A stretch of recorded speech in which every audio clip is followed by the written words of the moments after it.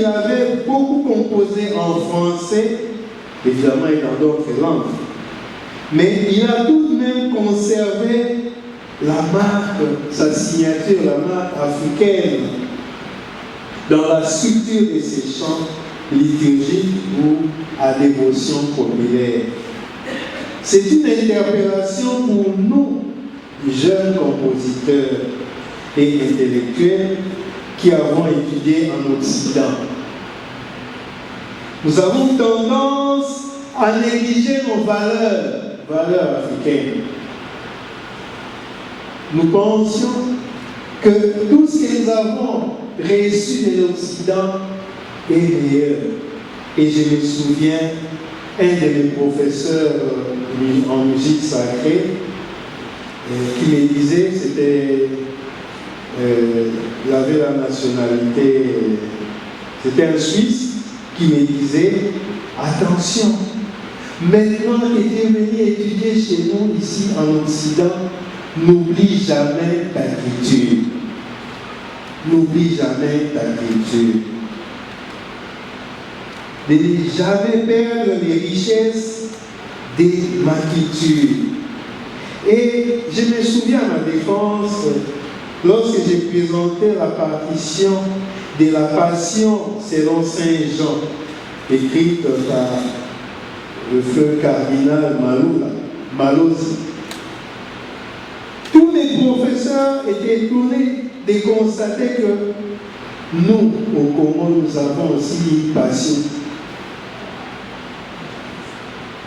Parfois, ils nous considèrent incapables de réfléchir, de produire une passion, une messe, alors que nous avons des grands ici, des cardinal Malula qui a composé la passion selon Saint Jean, Monseigneur Moké qui a composé l'exulté Moda Pasika. Nous avons la Missa Katanga et Joseph Kiwe. Nous avons des richesses.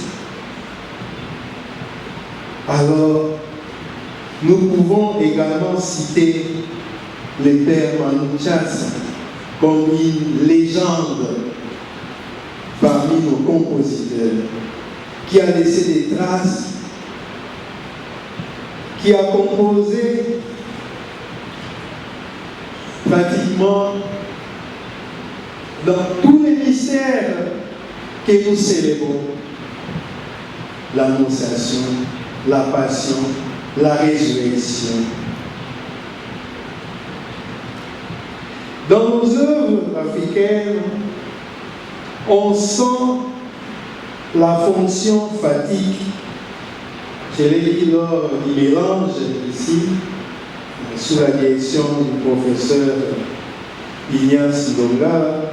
La fonction fatigue en communication signifie, je prends l'exemple de la communication avec les téléphones. Lorsque vous appelez quelqu'un, vous devez être sûr qu'il est là, qu'il est connecté. Alors on dit simplement allô, et comment savoir que la personne est connectée? Qu'est-ce qu'il répond? Allô, allô, allô. C'est ce qu'on appelle la fonction fatigue. Et dans notre genre musical, on trouve également parfois cette fonction-là, fatigue, et surtout dans la langue yobe. Il y a des cris comme ça. En vous, on répond.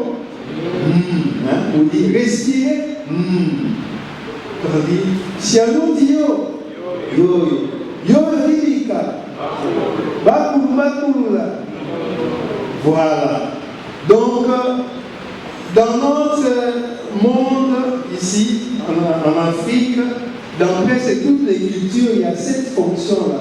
Et dans les chants du Père Tchassa, on retrouve également cette marque. Et aujourd'hui, rien qu'en écoutant un morceau du chant, je peux dire, ça c'est la composition du Père Tchassa. D'abord, il aime les refrains longs, et puis il y a cette reprise, mais qui contient également la fonction fatigue. Révérend Père, révérende Sœur, vénérable membre de la sous-commission musique sacrée, chers choristes, distingués invités. L'artiste ne meurt jamais.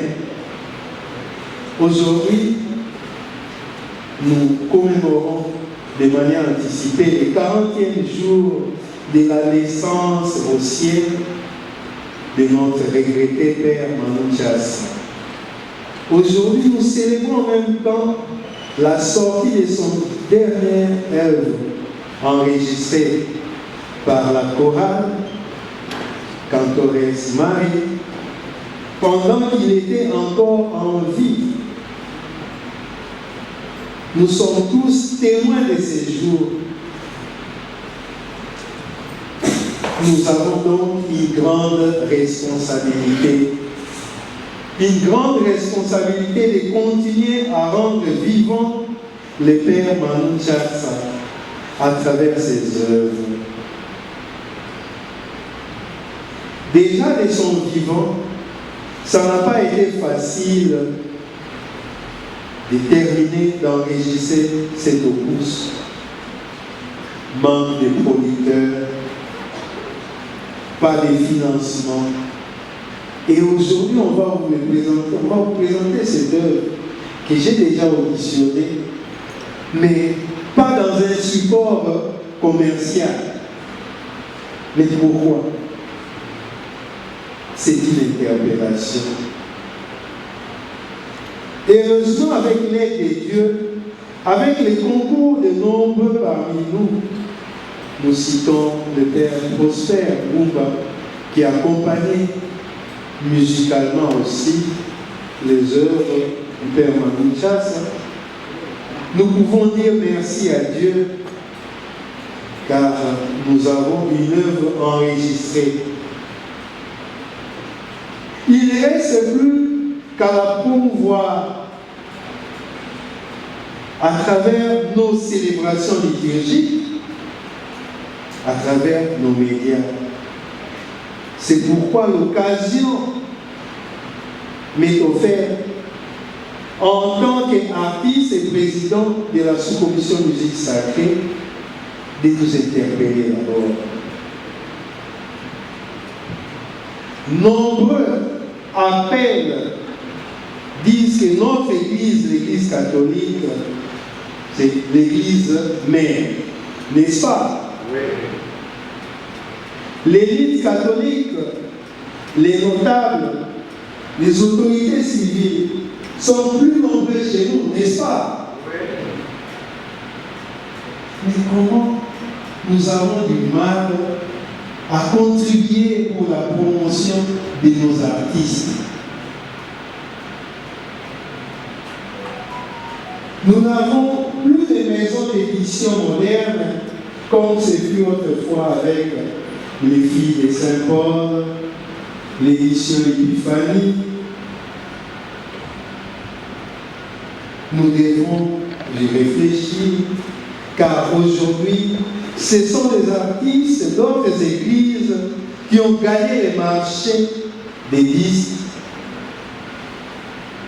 Et nos fidèles écoutent beaucoup plus les artistes des églises appelées églises de réveil. Nos fidèles ne savent plus prier avec notre vocabulaire.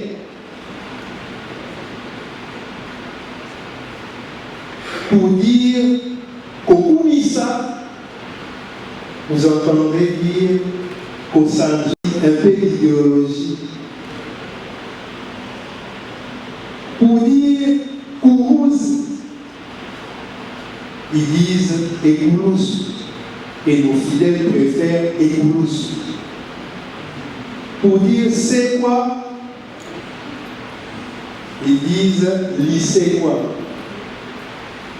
Posez la question à nos fidèles, à un de nos fidèles de prier en lingala comme en français, vous allez remarquer que le vocabulaire utilisé n'est pas notre vocabulaire.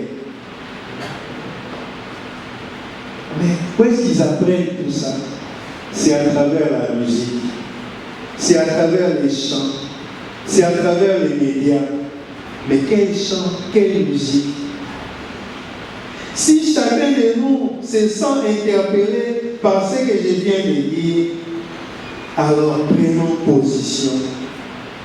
Nous pouvons créer un fonds pour la promotion de nos œuvres. Et aujourd'hui, achetons cette œuvre du Père Manu Chassa, même si se présente non pas sous une forme commerciale, mais je pense que nous avons des flash disques ici. Achetons-le. Mais achetons-le comme on le fait ailleurs. Ce que j'ai déjà, ce qui m'a permis de rédiger cette conférence, je vais l'acheter. Je ne voulais pas la recevoir gratuitement.